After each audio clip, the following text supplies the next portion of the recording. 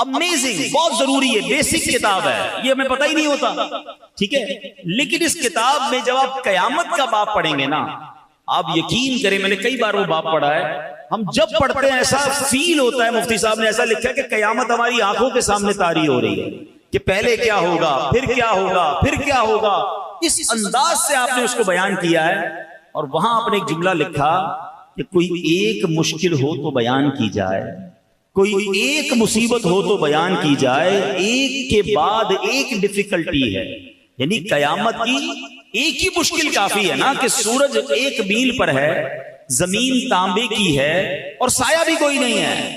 اور قیامت کا دن 50,000 سال کا دن ہے۔ فرمایا حدیثوں میں کہ بندہ اس قدر پیاسا ہوگا کہ العطش العطش، ہائے پیاس، ہائے پیاس کی صدائیں بلند ہو رہی ہوں گی، لوگ اپنی پسینے میں ڈبکیاں کھا رہے ہوں گے۔ فرمایا یہ ایک ہی مشکل کافی تھی، یہی اتنی خطرناک ہے، مگر فرمایا صرف یہ نہیں ہے، اس گرمی کے عالم میں حساب بھی ہوگا، سوال جواب بھی ہوں گے، نامہ اعمال بھی کھولا جائے گا، پل صراط سے بھی گزارا جائے گا۔ اب امیجن تو کریں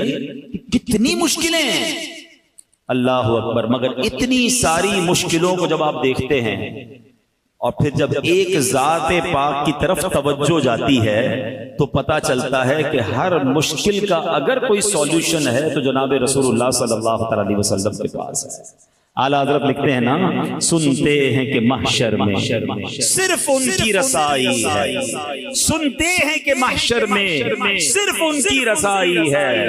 گر ان کی رسائی ہے لو جب تو بنائی ہے،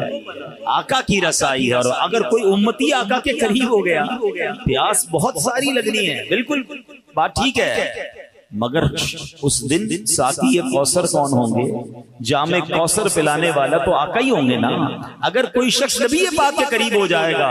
تو ہمیں بھی جام کوثر مل جائے گا، اور وہ جام کوثر ہے جس کے بارے میں حدیث پاک کے الفاظ کچھ اس طرح ہیں، شربتن ہنیئتم مریعا لا نغمع بعدہ ابدا۔ فرمایا ایسا شربت ہے، ایسا پیارا پانی ہے جو ایک بار پی لے اسے کبھی پیاس ہی نہیں لگنی ہے۔ اعلیٰ حضرت لکھتے ہیں نا کہ ٹھنڈا ٹھنڈا میٹھا میٹھا، ٹھنڈا ٹھنڈا اور میٹھا میٹھا،